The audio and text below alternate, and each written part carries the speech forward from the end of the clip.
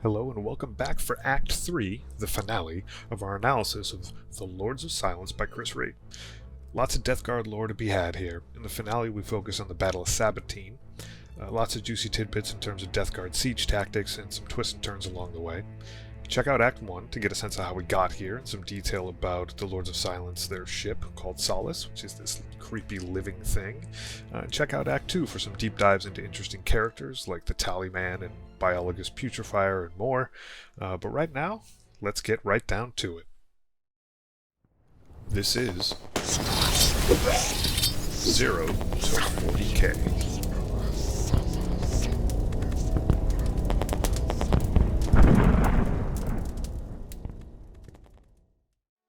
We are headed to Sabatine, Dantine's home planet. Dantine, if you remember from last time, was a living guardsman, captain actually, who suffered greatly during the Lords of Silence attack on Najan, this farming planet.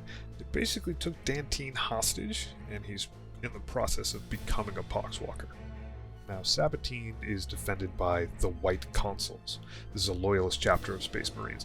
Their forces are diminished, but this is a true chapter of former brothers relative to the Lords of Silence. This is a chance to fight for real, not just pillage a farming planet.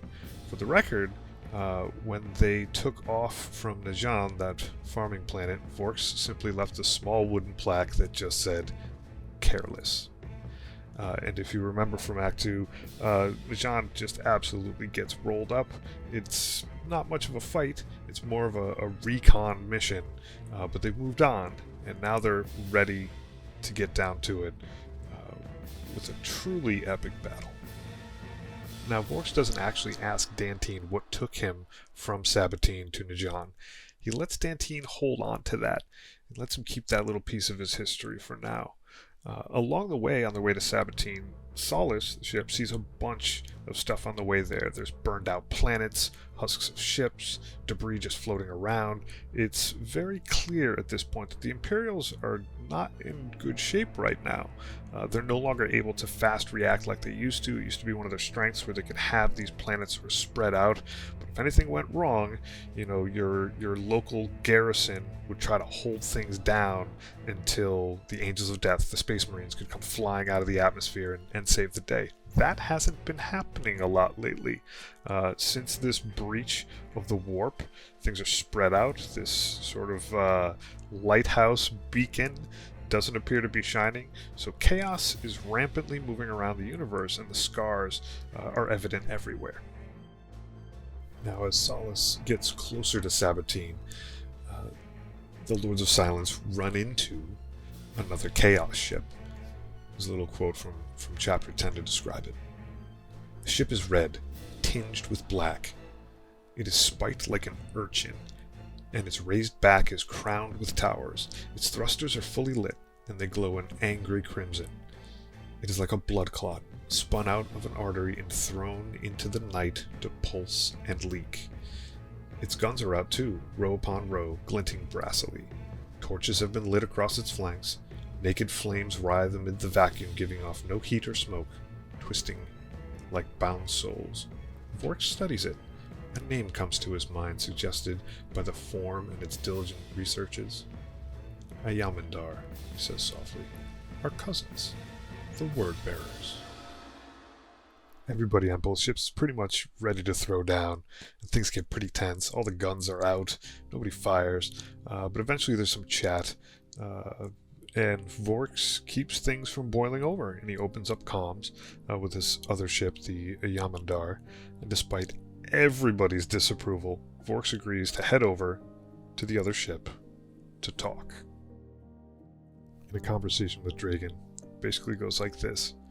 Vorx says, "We are not savages," Vorx voxes back, keeping the exchange private. "This is our galaxy now. We must start behaving like we own it."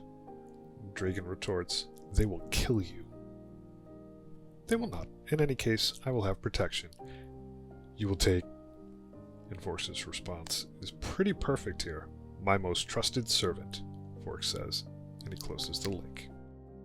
Now what's interesting here is that Vorx heads over with Dragan and Garstag and the Cardane.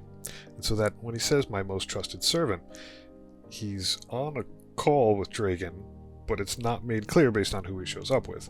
But they all head over to this other crazy ship, and they talk to this guy, Mor Jalchek, who's an apostle of the Weeping Veil. This guy is pretty much full of himself, and he's clearly a little bit lost too. It becomes very apparent that a lot of Chaos forces really don't know exactly where they're going. They're having trouble navigating, so this is sort of just a chance meetup. Now Vorx offers to team up with this Mor Jalchek and show the Weeping Veil the way to Sabatine, essentially tipping his hand and offering them a 50-50 by showing them where their next prize is. And basically he's saying, hey, if we work together, this place is probably dug in pretty thoroughly.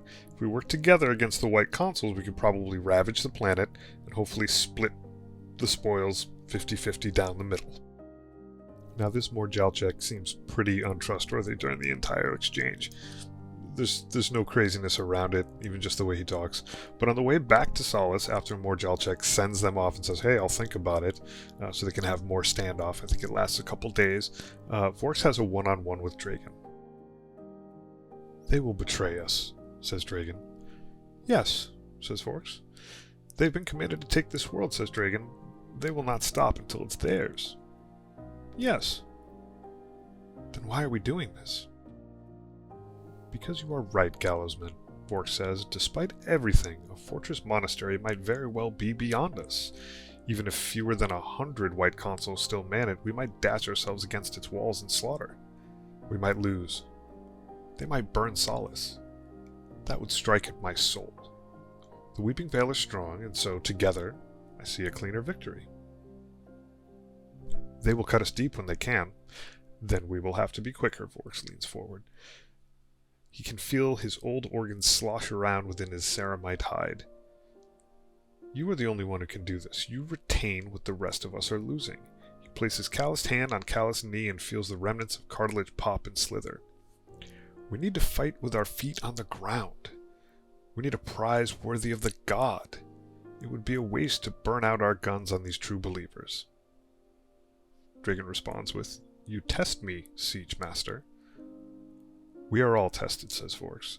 That is the great lesson. It will never stop, whoever takes this world. It will be conquest, Dragan says at last, grudgingly. What we were made for, replies Vorx. I will summon Nom. Vorx responds, If you can. Be wary, though. It's been a long time. Dragan looks at him. Vorx can sense the bafflement then, honestly held. So this is a big moment here. You'll note that Dragan refers to Vorx as Siege Master. This old term. This is like the point at which there's an arc being built, a bridge between the two of these guys. Vorx from super old school times with this title, and Dragan acquiescing and saying, okay, I understand that this is about to be us going into a trap, but Vorx basically says, hey, we gotta fight on the ground and we gotta do this. Continuing on, and Dragan uses the term again. What do you want, Siege Master? Dragan asks.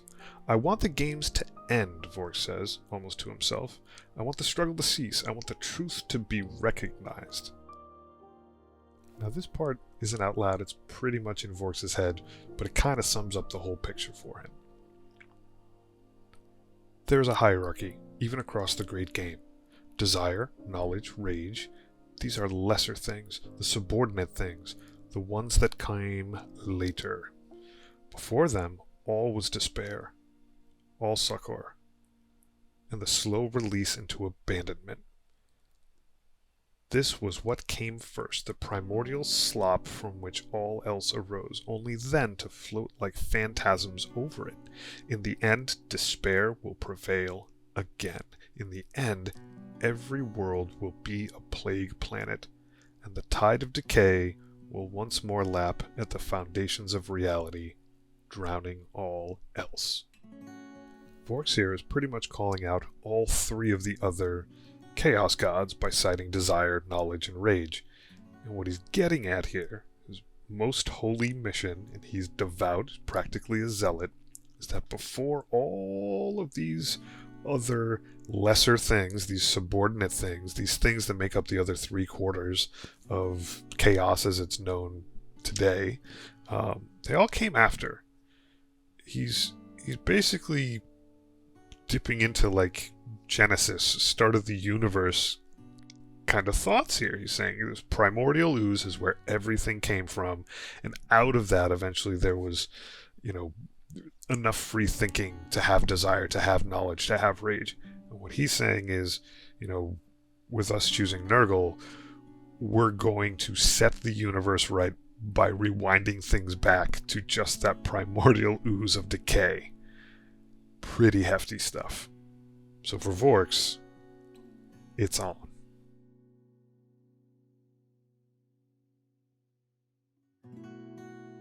After a couple days of standoff, this Mor Jalchek guy radios over and says, hey, you know what? It's a deal. We'll follow you there. We'll split everything 50-50. And we know everything's not going to be above board. Back in a previous episode, I talked a bit about how the term sloth doesn't really hit the mark with the Death Guard.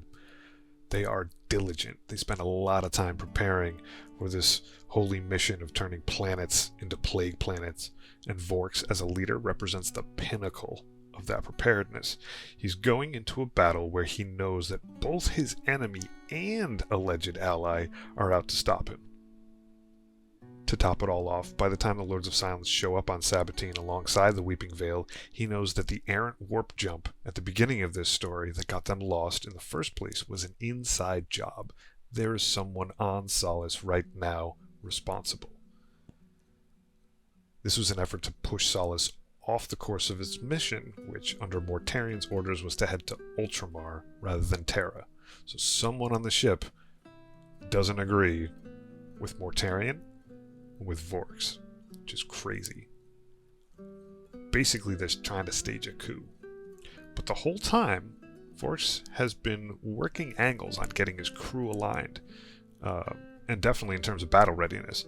So he has a betrayer in his midst, and he's going into this battle where his ally he knows is going to betray him. So he's got a lot to strategize around. So let's run the numbers.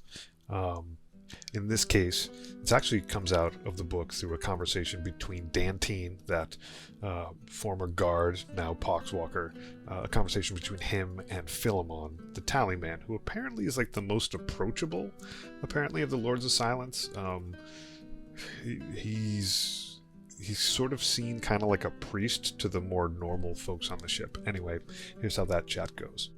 And this starts with Dantine basically saying, hey, when you guys land there, you're going to get crushed. Like, my boys are going to take you out. And then Philemon retorts. Philemon shoots him a dry smile, and it makes one of the boils on his upper lip burst. Let me tell you the strength of this vessel, he says. It has weapons on it capable of rendering cities to dust. It has bombers, dreadclaws, heavy armor. There are things locked up in the dungeons here that you would not believe unless you saw them. Some of them frighten me. Philemon chuckles, and the crow hops from one claw to another. That's his little demon buddy. The Cardane are 7 strong, and there are 3 further squads of Terminators, 32 squads of Unbroken fight under Vorx, and another 24 under the Gallowsmen. Some have given into possession, and some have so many gifts that they are like living diseases. There are thousands of Unchanged who can fight harder and longer than any human. Some of them are almost impossible to stop once they get going, and we are so very good at getting them going. That is strength, Captain. That is terrible strength.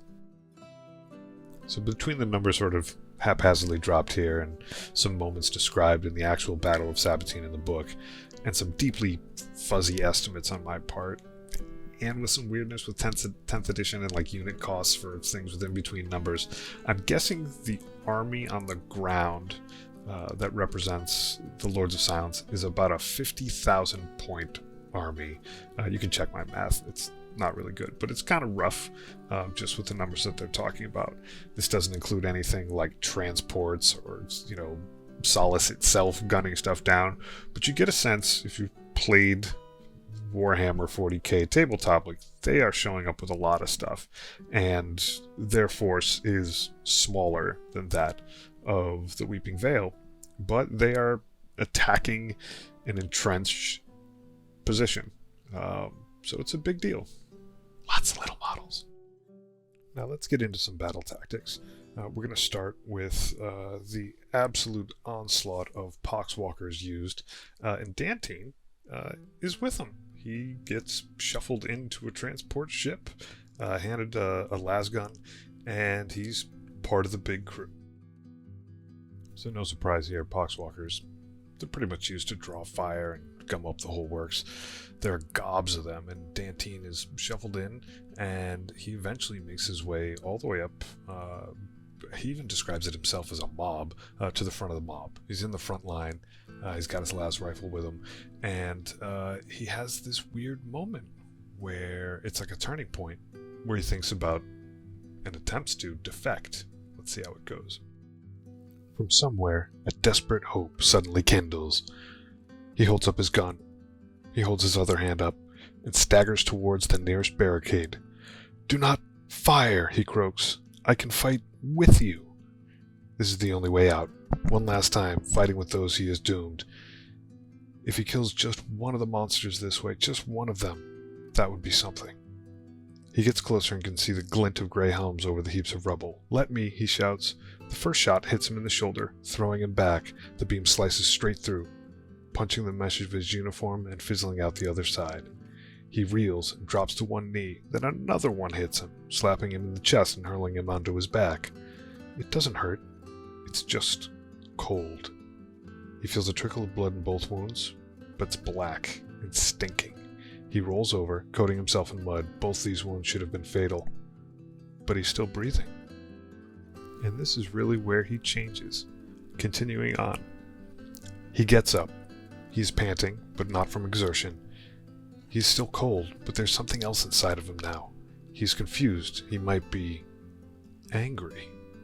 He swings around, back towards the barricades. From behind him he can hear others sliding and stumbling down the long slope. His people. His people. Dantine has fought on many worlds before, but not like this. It is better this way, though, he thinks. It's something he could learn to like. And he starts shooting. He's like fully a Poxwalker, fully a member of this army. It's that being shot for how he looks like, and he's totally confused in the moment, but when he gets up, something changes. Like he's been physically hurt, and that forms his conversion. And the Poxwalkers are spent, left and right. They labor to drag weaponry around. They're just constantly getting shot up. But in that moment, Dantine sort of finds a weird kinship, and obviously that's colored by his connection to the warp. But he feels like he's a part of the tribe now. And there's something interesting there, because every one of those Poxwalkers, and there's thousands of them, they all have some sort of conversion moment, you have to figure, where they just acquiesce, they accept what they've become. And there's another strange part about Poxwalkers, is that they're almost all of them always smiling. And it's shown in the models, but it's described in the book. These creatures are lumbering forward into crazy amounts of gunfire, but they're not scared. They're smiling, laughing, giggling. It's totally creepy. But that really is the conversion that they've cast off, via the power of Nurgle, any of this fear of death. And they get killed all the time. But they're not scared. They're having a good time. And speaking of Poxwalker labor, our buddy Slert, our Putrefier, has cooked up a mess of slop that's been steeped in the warp. It's this crazy, strange siege acid, and he's got a bunch of Poxwalkers just pulling all these tanks around, and he finally lines them up, and while there's this massive battle to try to sort of take over the gates of this citadel, Slert and Garstag are sort of off to the side behind some bluff of rocks, and these vats come out. From the book. Vats have been dragged into place and are now chained together by tangled lengths of cabling. Most of the illumination comes from the dirty panes of armor glass, lime green and fervid orange, sweltering within the rust-together tanks. Plumes of backlit steam gust from the seals, dribbling virulent toxins from every valve. These are big containers, the largest nearly the size of a night walker. It's funny because at this moment, for all of his personality issues, Slert actually gets a brief moment of respect from Garstag in the form of just a grunt when he finally sees these things crack open. So eventually Slert gives the order to open the valves, and we'll continue from the book.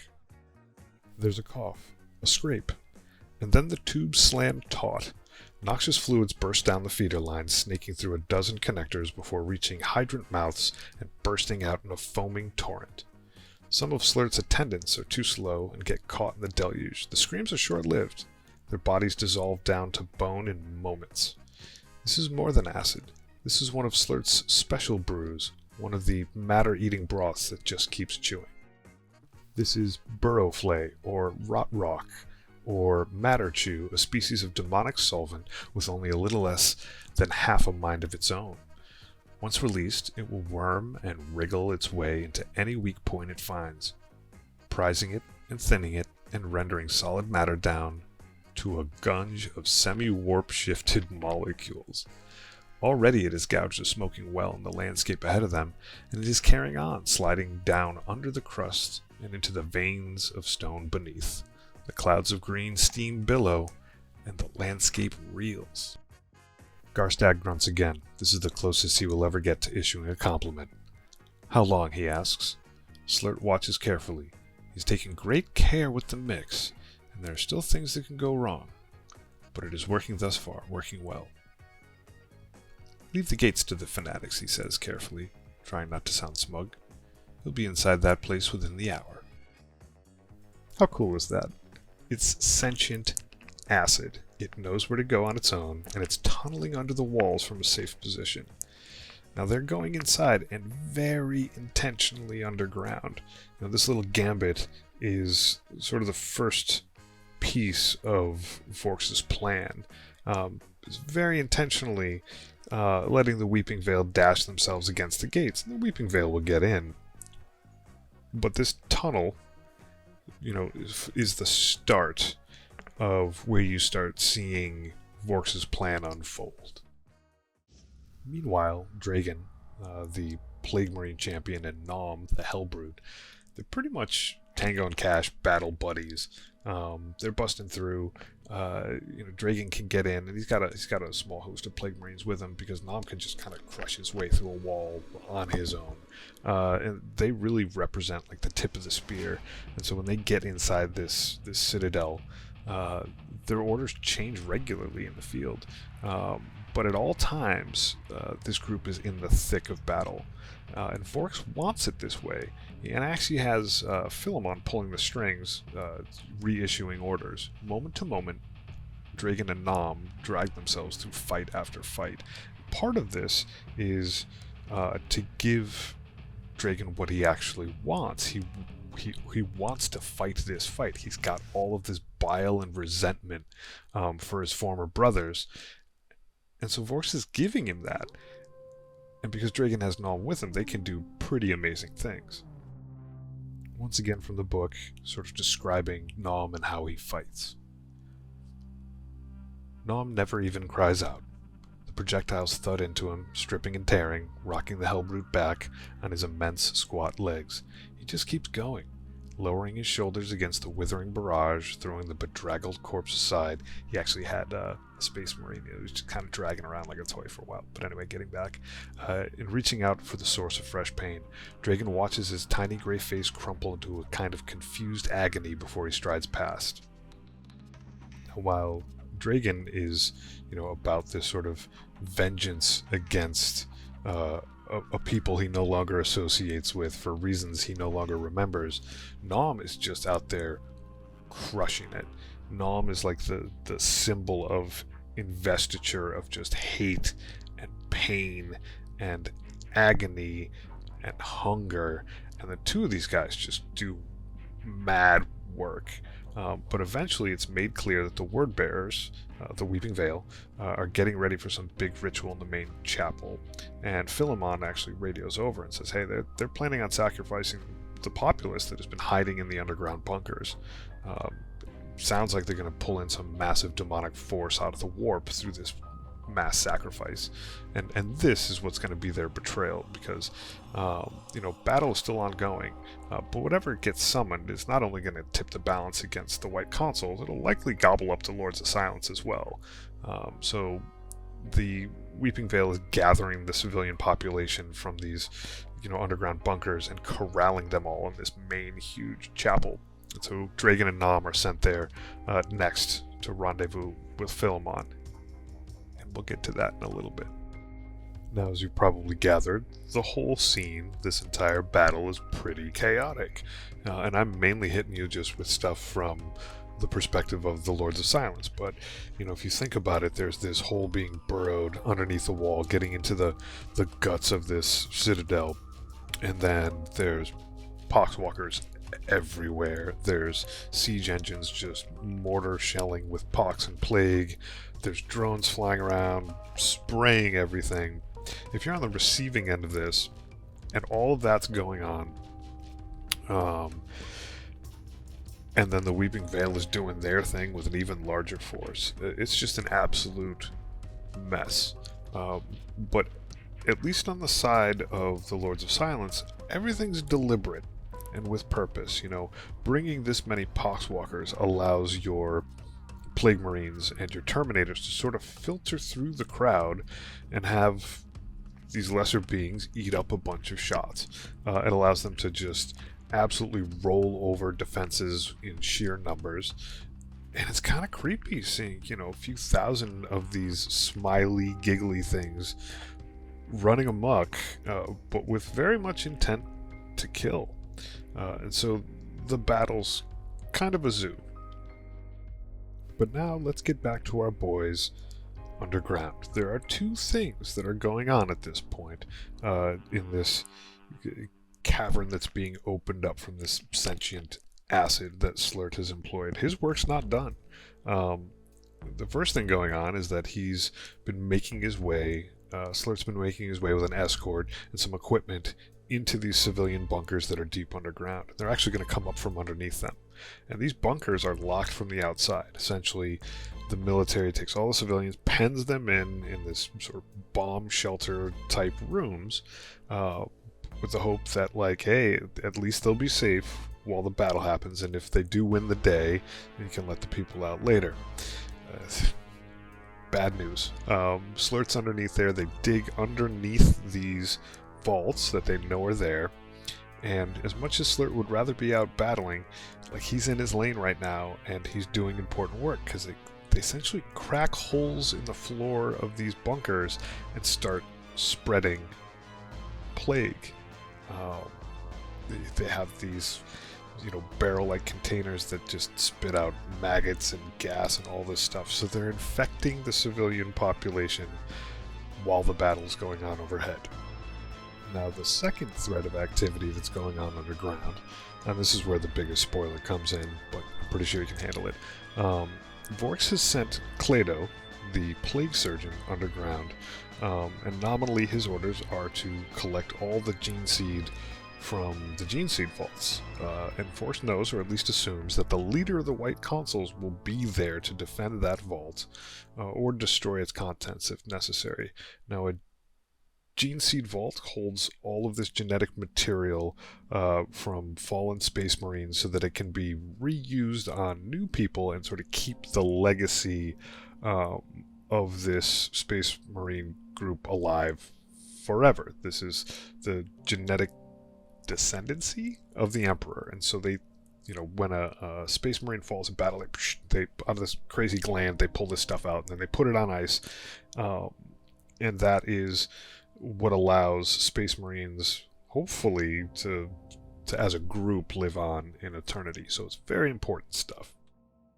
Now, Vorx doesn't mention anything about this leader of the White Consuls to Kledo. He's basically handing Kledo the perfect thing for a twisted doctor to get his hands on. which is this amazing batch of genetic material. Now, Vorx knows that Kledo will be outmatched, and he also knows that Kledo is, in fact, the betrayer. Vorx knows exactly where Kledo is going, and Vorx himself is slowly following, intended to show up at just the right moment. Now, Vorx's presumption that the chapter master of the White Consuls will be there is correct. This guy, Xydias, is there, and Kledo bumps into him and has to square up on him, and the fight is completely one-sided. Xydias is extremely able as a fighter, and he pretty much smushes Kledo with relentless attacks from his Thunder Hammer. And just when Kledo is about to float off to the great plague garden in the sky, Vorx shows up with a retinue, and he has his crew seal the doors to this vault from the outside, and in very dramatic fashion, he essentially challenges this chapter master to a duel, one-on-one. Vorx very much ritualizes this moment. It's been so long since he's squared off against, a real opponent in the old way. So as the fight starts, he starts talking through it, and this is from chapter 19. "Know this," Vorx says in his archaic Gothic, trying his best to be readily understandable. "Your chapter's gene seed will be destroyed by my hand. None will be taken. None will be defiled. The bodies of your warriors will not be mutilated." Vorx continues quietly, throwing Xydias off and ramming the scythe's heel at him. "Those taken alive will have honorable deaths." He's very much making the point, Vorx is, that this is an honor duel, and that, he's basically telling Xydias he's gonna kill him, but don't worry, just make your peace with it. Nothing bad's gonna happen, or, well, plenty bad's gonna happen, but basically this is the end of your chapter. He's not just snuffing the man, he's saying this is the end of your story, this is gonna be complete. He's telling him to have acceptance. And Xydias is a great fighter, but he's been at it all day. Vorx with his scythe called Exact is just too much to handle. And they go at it for a while, and Xydias is enraged and calling out to Terra and calling out to the throne. But Vorx is just methodical and reserved, as if he's, in his head been in this moment. And maybe he has, thousands of times over the last few thousand years. And Vorx fights in the most Death Guard-like way. There's no flash, with the exception of him sort of saying all these ritualized things in the moment. There's not much spectacle to it. And continuing on, here's how the end of the fight goes. "The final movement is neither fast nor deceptive. It is just unstoppable." Vorx thrusts his scythe point first, turning his hands and wrenching the curved blade upwards. It hooks under Xydias' breastplate, bites deep, and keeps on going, bursting his primary heart and slicing open his lungs. Vorx heaves, and the chapter master is hoisted from his feet. Vorx twists, holding him up, feeling the blood gush. Gently, Vorx lets the body down. He pulls Exact's blade out slowly, doing no more damage to the already ruined armor than necessary. Xydias collapses, his head lolling. Vorx bows stiffly over his corpse and offers him the old salute, the one that the barbarians used to offer the honorable slain in the days before decay ate its way through all the old protocols. So the old man got his duel, which is great, and it's important because he can now say, to all the naysayers, that he's not in the fight, that he himself, by virtue of taking out the chapter master and burning out this vault of gene seed, that he closed the door on this loyalist chapter. Pretty hefty stuff. Of course, then he turns to Kledo. "I know it was you," he hisses. "You bastard, Kledo. I know it was you who moved the ship." So what's interesting is, turns out Vorx pretty much knew from the get-go. While he prodded other members of the crew with questions, played dumb a little bit, it turns out that Garstag, of all people, was running interference the whole time. This is important because through the entire arc of this, from the very beginning when this jump happens, and puts the Lords of Silence in danger and causes this sort of fork in the road where they can't continue their mission to go to Ultramar, Vorx is being shrewd the entire time. Now Vorx just wants to know why. Continuing on. What were you trying to do? Vorx asks. Kledo is struggling to speak. That is not surprising. His mouth is a bubbling swamp of blood and his cheekbones are gone. Xydias was really quite brutally efficient. Garstag, Kledo attempts. Yes, Garstag, says Vorx. Working for me. Hunting the ship for me. Asking questions for me. No one suspects him, for some reason. Maybe the way he looks. Kledo laughs, and blood trickles down his ruined chin. Ah, he says. Just tell me why. Kledo collects himself. His breath is filtered through collapsed lungs. Somewhere within his body the flesh is rapidly reknitting. He was a space marine once, and his much altered body retains some of that old restorative capacity. The chance, Kledo says, chewing on what remains of his tongue. To master the ship. You won't lead, Vorx. Someone had to act. So many tell me this. We'll win here, though. But your habits, your mind, it's gone. We bring faith to the galaxy. You could have waited, trusted. The rewards would have come. So what we have here is really the difference between the old guard via Vorx and the new guard, I guess, sort of, with Kledo, wanting something different than what's always been, wanting to go out into the galaxy and do things their way. Vorx is very much as old school as it comes. And so continuing on. They'll know, Kledo says, searching now. The others, they'll know. Vorx moves gently, placing both gauntlets around Kledo's neck. Your wounds were given by the corpse spawn. This was carefully arranged.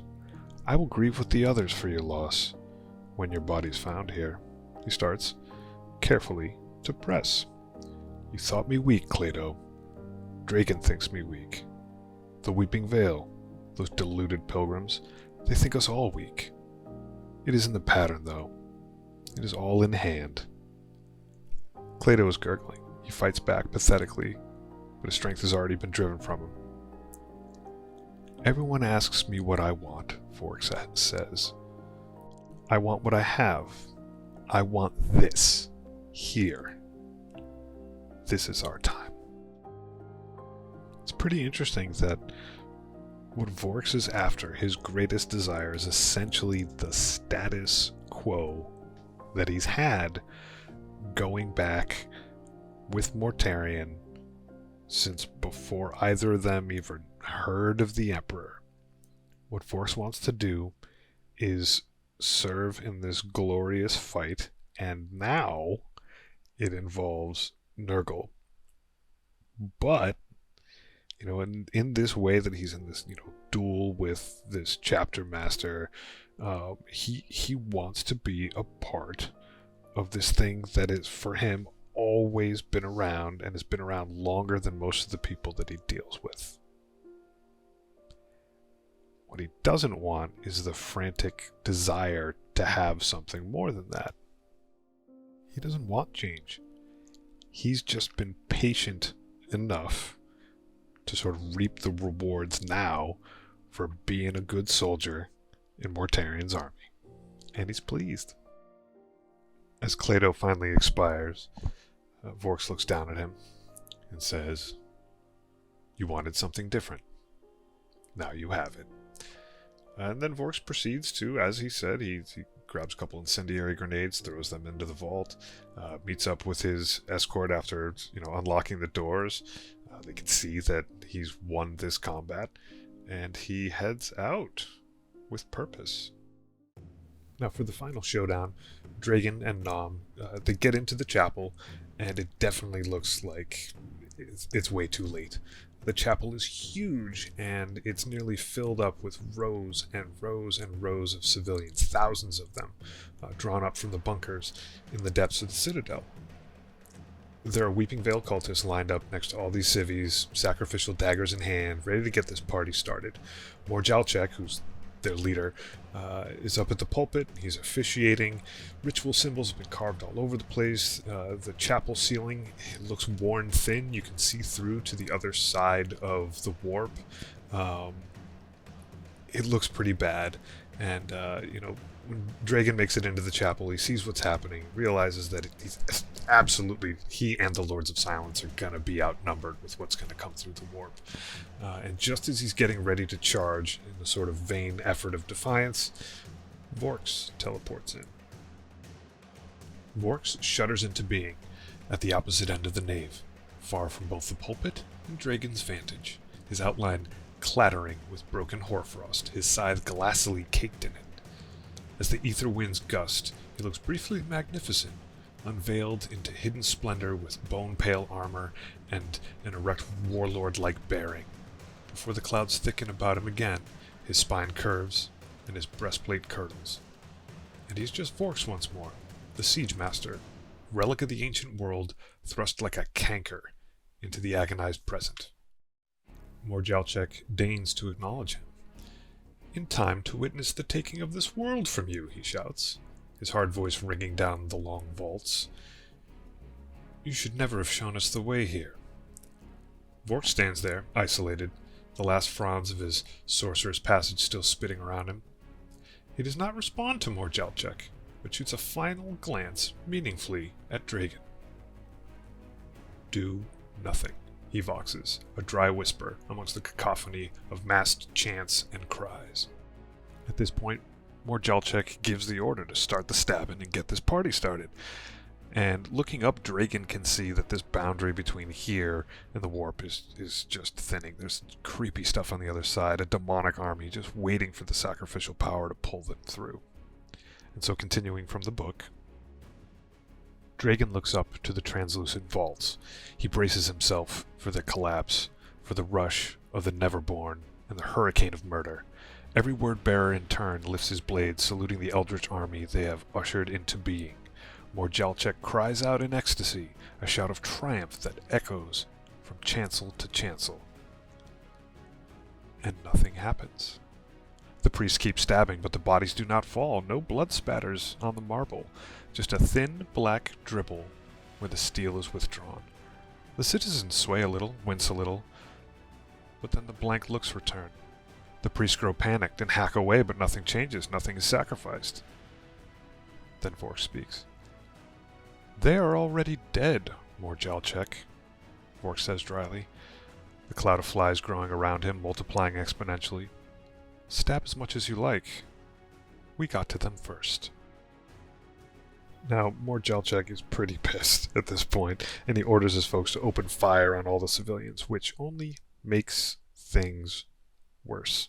This just speeds along the transformation process, and in moments the piles of civilian bodies, remember there's thousands of people in here, they start springing back up as poxwalkers.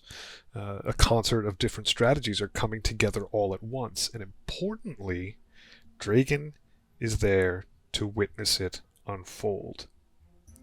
It's an intentional teaching moment between Vorx and Dragan. One last little section from the book. The numbers have turned. The crowds are almost inexhaustible, a half-living wave of insentient meat that clutches and throttles. More Unbroken arrive, and Dragan realizes that they were not all summoned by him.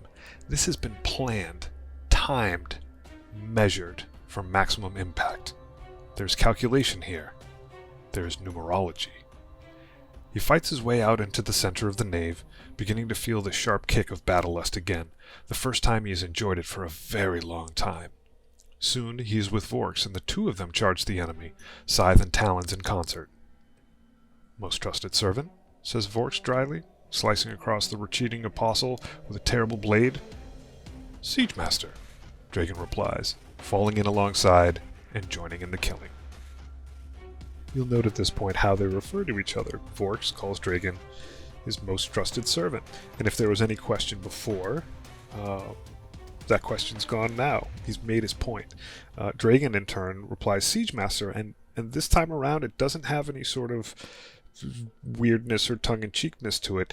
Dragan now understands what a Siege Master is, and this sort of closes the distance, the gap in time of, 8 to 10,000 years between what is old school and new school, and Vorx proves out that this battle lust, this desire to exert domination, is important, but that the old ways of bringing an entire strategy together so that it's like a hammer and anvil.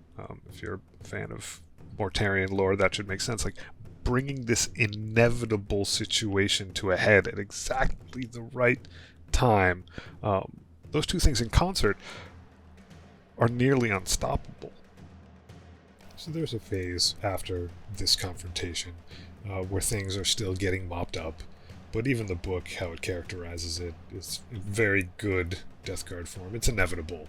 The Death Guard, the Lords of Silence, have won here. The Weeping Veil does escape. They're even just allowed to escape. There's more skirmishes on the ground. White Consuls are still around. And of course, they're Space Marines, so they're going to hold, every last square inch for as long as they can. Vorx is true to his word. The White Consuls that don't die in battle are given quick and honorable deaths. But everything pretty much wraps up. And so the Battle of Sabatine and the book and story as a whole, pretty much end us with the same themes that we were talking about in the first act. This battle is about death and rebirth. The stratagem to infect the populace as the primary goal first, to build the army on sight, is clearly there. The fact that if these separate stratagems come into play in concert, then the battle is already won. It's inevitable. And then the actual moments that play out between Vorx and Dragan, Vorx and Kledo, they're about this arc of time from the start around and before the Horus Heresy to today, and two sort of viewpoints about what the Death Guard should be doing, and whether or not classic rock is still cool. And to Vorx it is, and I think he's gotten a convert out of Dragan. Obviously Kledo didn't agree, but this sort of final act wraps all of these things together in a very interesting and satisfying way. We don't know exactly what the Lords of Silence are going to do next, but the point, and Vorx even mentions this, that everything's a possibility now. They've opened the space up for them to do as they please, and still it's probably kind of do what Vorx pleases. That's at least a little bit implied, but it's a really nice ending, and I do hope that that we get to follow the Lords of Silence a bit more in the future. It's definitely open enough. There are some questions still to, or at least characters to get some progression out of, but it's a very cool ending.